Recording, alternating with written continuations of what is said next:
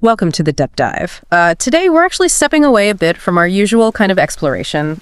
We're not doing the really broad topics this time. Instead, we're immersing ourselves in something genuinely unsettling. We're going to share 3 true accounts. Really harrowing stories, actually, that might just make you think twice about your next romantic getaway. Each one is about a honeymoon that just went terrifyingly wrong. You know, what's supposed to be this amazing time, joy, new beginnings. For these couples, it turned into something else entirely. Encounters with the inexplicable, the menacing, or just, utterly terrifying. And these accounts, they really offer a chilling glimpse into human fear, don't they? And the sort of unexpected dangers that can pop up even in places that look like paradise. It definitely makes you think about, how safe you really feel, how vulnerable you might be in unfamiliar surroundings. Exactly. So prepare yourselves. These aren't just like scary stories you tell around a campfire. These are real moments where paradise turned truly perilous. Okay, so our first story. This one starts in Hawaii. Maui, actually. The place everyone thinks of as the perfect honeymoon spot. This couple, they'd spent their first few days just doing the typical relaxation thing. Beaches, local stuff, standard. But on day 4, they decided, okay, let's try something a bit more adventurous. Right, they wanted to explore a bit. And they picked out this jungle hiking trail. We're calling it the PPY trail, just for privacy reasons. It's described as, long, scenic, through this really dense bamboo forest. Waterfalls, hidden ponds for swimming. Sounded amazing. It really did. So they get their rental car, drive way out into the island to find the trailhead. And as they start walking, the bamboo forest itself feels, otherworldly. Just totally different from anything they'd seen before. Then, a little bit off the main path, they see a mongoose. A small one. Kind of cute, just looking at them. And the wife, she starts walking towards it, slowly, bending down a bit. Naturally, the mongoose starts off, and she sort of playfully starts chasing it a little. Her husband follows along, and that's basically how they ended up wandering pretty far off the marked trail. But then they hear it, that distinct sound of flowing water, a waterfall nearby. So we follow the sound, and they come across this absolutely beautiful, totally secluded pond. Small waterfall feeding into it, like something out of a movie. Just idyllic. Yeah. But this is exactly where that dream starts to turn. Yeah. Unsettling. They decide to go for a swim. They think they're completely alone out there. Yeah, totally isolated. But while they're in the water, suddenly the wife just shrieks because there, kind of half hidden behind a tree, is an older man. Straw hat, long gray beard, just staring at them. I mean, can you even imagine that? Just standing there, watching. The husband, he actually tries to, diffuse it. He gives a little wave. The man doesn't wave back, doesn't smile, doesn't move a muscle, just stares. Utterly creepy. The wife is, understandably, really uncomfortable now, doesn't want to get out naked. So her husband calls out, asks if the guy needs something. Only then does the man finally speak, and his voice is surprisingly deep.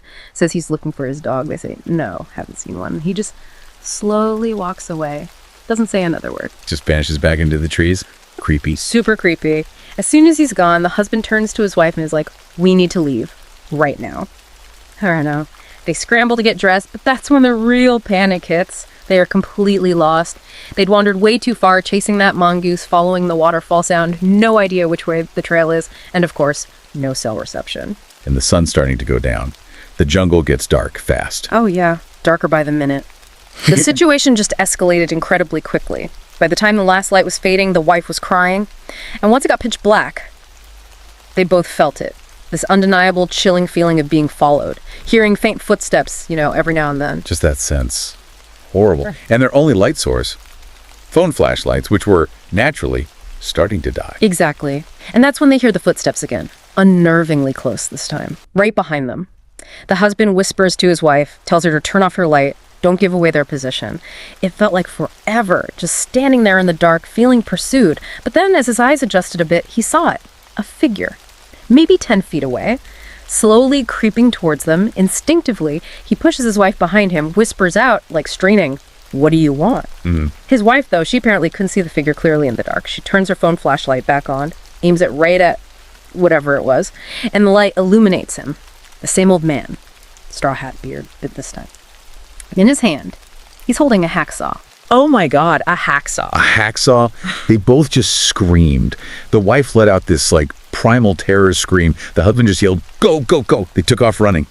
blindly, through the jungle, no lights, tripping, stumbling. Thankfully, they were actually prepared for hiking, right? Sneakers, proper clothes, that probably saved them. Absolutely. It let them move fast. Even in the dark, they just ran and ran until finally the husband gets like 1 bar of cell reception. Just a sliver. They pull up the map, frantically try to figure out where they are, how to get back to the parking lot. It felt, he said, like this terrifying 10 or 15-minute sprint through the darkness. When they finally burst out of the trees and saw their rental car, he said it felt like a miracle, like a second chance at life. Wow. Yeah. Wow. What an ordeal. Totally. And the next day, they went straight to the Maui police, reported the whole thing, wanted to warn other tourists about that trail. Obviously, it cast a huge shadow over the rest of their honeymoon, but they tried their best to carry on. Still, what a horrifying start to married life. Okay, so from that kind of raw, natural danger in Hawaii, let's shift gears. Our second story involves a different kind of terror, more urban, where the anonymity of a city becomes the threat. This takes us to Sicily. Another couple on their honeymoon traveling around. Palermo, Cefalu, Messina. Beautiful historic places. And Messina, being a port city, it's got all that ancient architecture, museums, exactly what they were into. It had a mix, right? English-speaking tourists, but also plenty of locals just speaking Italian. And this couple, their Italian was pretty basic. Elementary level, really. Yeah, and that language barrier, it becomes pretty critical later on. They mention encountering locals trying to sell them things, which, happens in tourist spots. But it added to the confusion later. Right, it primes them to maybe dismiss things initially. Exactly. So one evening, they're out late, enjoying the atmosphere, music, people drinking, dancing. They had a few drinks themselves, wandered the streets. Before they know it, it's past midnight, things are quieting down, and they take a wrong turn trying to get back to their hotel, end up in this really dark, really kind of sketchy alleyway. The wife, Patricia, starts getting visibly upset, understandably. So the husband puts his arm around her, trying to reassure her, and suddenly this man approaches them, gets right up in their faces, obnoxiously close, and just starts talking Italian like a machine gun. Super fast, frantic. They couldn't understand a single word, no idea if he was angry or concerned or warning them or what, but he kept repeating one word over and over. Fantasma. Fantasma. Yeah. And in that moment, they have no clue what it means. None at all. The husband just instinctively pushes the man back slightly, grabs Patricia and pulls her out of the alleyway fast. The man keeps yelling behind them, more Italian they can't understand, his voice just echoing down the street. Once they're a bit away, clear of the alley, the husband immediately Googles fantasma, because it was the only word that really stuck, and it means ghost. Ghost. Yeah. When they saw that, they just looked at each other. This profound chill just washed over them. The husband said he tried to nervously chuckle, tried to make Patricia laugh because it just sounded so ridiculous. A ghost. Here. They're standing there in this dark, sketchy part of town, thinking they're alone now. And then from directly behind them, they both hear it. This quiet, sorrowful crying sound. A woman crying. They turn around, look back down the street. Maybe 10 yards away, there's this woman. Young, but unnaturally tall, just walking slowly towards them.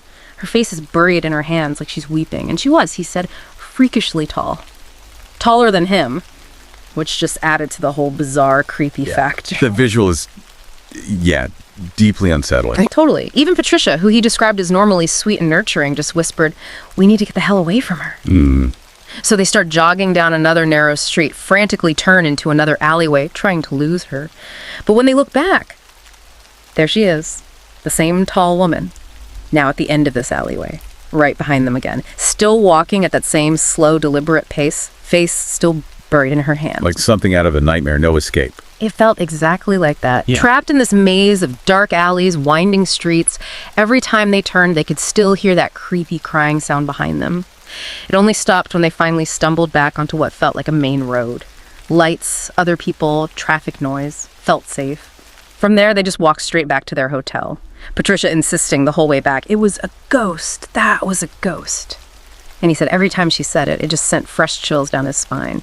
He feels like the story doesn't even fully capture how disturbing it was. Seeing her in the alley, the frantic guy yelling, "Phantasma." Right, the combination of those two things. Yeah.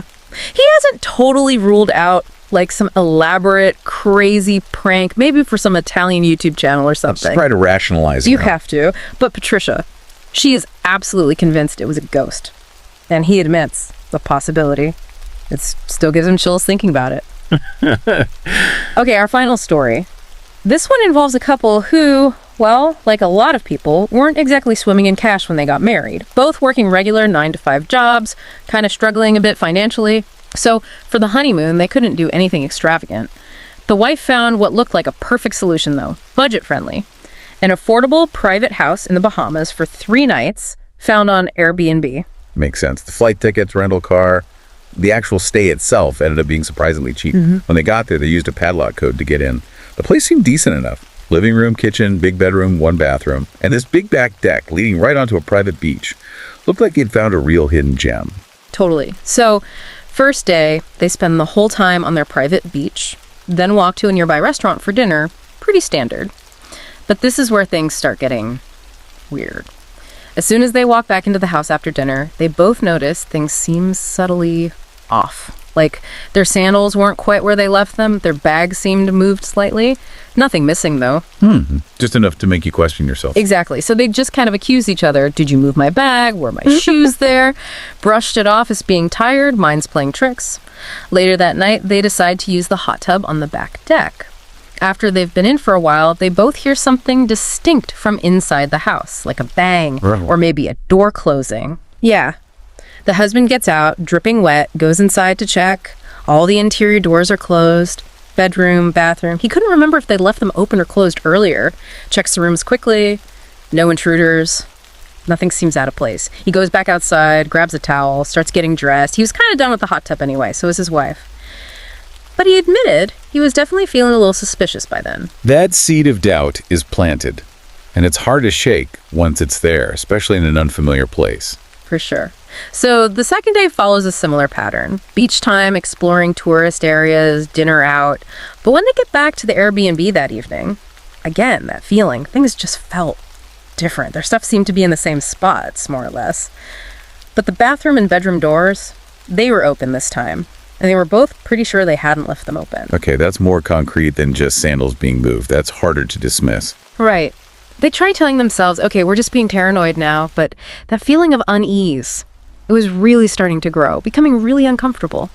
So that night, they make absolutely sure all the windows and doors are locked tight.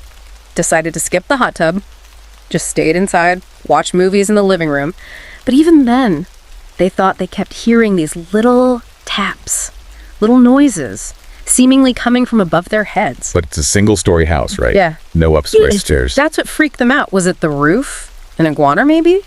They were desperately trying to rationalize it, thinking, okay, maybe it's just some kind of Bahamian creepy crawly making noise on the roof, rather than someone inside this small house. You'd hope it was an animal. Definitely. So the husband goes to bed first. His wife takes a shower a little later. He's almost asleep when he hears her scream from the bathroom. He said he basically exploded out of bed, ran straight into the bathroom. She'd turned the water off, told him, terrified, there's something in the vent above the shower. So he gets up on the edge of the tub, looks into the vent. It's too dark to really see anything clearly. Yeah. But he did hear tiny noises coming from inside the vent, which seemed to kind of confirm the rodent theory, or maybe a small lizard. Okay, so maybe it was just an animal after all. Unsettling, but explainable. That's what they tried to tell themselves. Still, they only had one more day left. Not really their problem to deal with long term. They just went back to bed. The next thing the husband remembers is waking up. His wife is shaking him awake. And the look on her face, he said it was just sheer, unadulterated horror, sent a shiver right down his spine. She urgently tells him, listen. So, in the dead silence of the room, he listens. And he hears it too, this frantic, whispering sound. Whispering, not animal noises. Whispering, coming from the ceiling. Specifically from one of the ceiling vents, right above their bed. Oh, that's terrifying. That was it, the absolute breaking point. He grabs his phone, immediately dials the Airbnb owner. He can hear the phone ringing in his ear, but at the exact same time, he hears this distinct vibrating sound coming from above them, from the ceiling. Like the owner's phone was up there. That was the horrifying thought that hit him. He thought, wait, is there actually an upstairs? Is the owner living up there? Right. The vibrating stopped almost immediately, like as soon as it started, but the call was still ringing on his end. No answer. So driven by this awful, morbid curiosity, he takes his phone, turns on the flashlight, and aims it straight up to the vent slats. And just for a split second, he saw it. Someone looking down through the vent, right into the room. He clearly saw their eyes. No. Oh my God. Yeah. That was the final straw. ultimate confirmation. They weren't imagining things. They packed their absolute essentials, passports, wallets, phones, in about 30 seconds flat. Pure adrenaline. Then they just sprinted out the front door, ran down the sandy dirt road until they hit a paved street, finally stopped to catch their breath. I can't even imagine the fear. Just get out. Totally. They ended up staying in some cheap motel that night and the next. Just felt this immense relief to be out of that house. Their last day was mostly just waiting at the airport feeling shell-shocked. But they reported the whole thing to Airbnb immediately. They did get all their money back, and they believe Airbnb actually banned the owner's account, which is, something. A small measure of justice, maybe, but still. Right. They didn't pursue anything legally beyond that. They were just glad to get their money back and get away. Nothing was actually stolen from them. But as the husband said, who knows what kind of disturbing things that person was doing up there or in the house when they weren't around. Just deeply creepy. So those 3 accounts, Hawaii, Sicily, the Bahamas, genuinely unsettling stuff, from that shocking discovery on the trail to the mysterious encounter in those dark alleys, and then the truly disturbing reality of that Airbnb.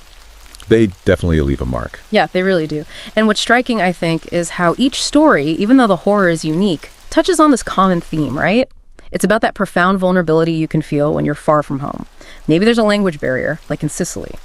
Or you're in a place you thought was private and safe, like the Airbnb. It really makes you question, how much control do we actually have when we're navigating the unknown? That's a really good point, yeah. And you're left wondering about the couples, too. The lasting impact. Some tried to get official help, report it. Others were just left with the chills, these unresolved questions. Their idea of paradise just completely shattered. Well, thank you for joining us for this. Yeah, particularly chilling session today. If you found yourself gripped by these accounts, maybe a little unsettled, we'd really appreciate it if you showed your support. You know the drill, hit that like button, maybe share this deep dive with someone else who appreciates these kinds of stories, and definitely subscribe to our channel, Horror Docs, for more unsettling tales and explorations like this. As we wrap up and step away from these stories, maybe the most disturbing thought isn't just what these couples went through, but maybe it's that lingering question: how many other stories like this are out there? Unheard tales waiting just beyond that perfect postcard picture of paradise. Makes you think.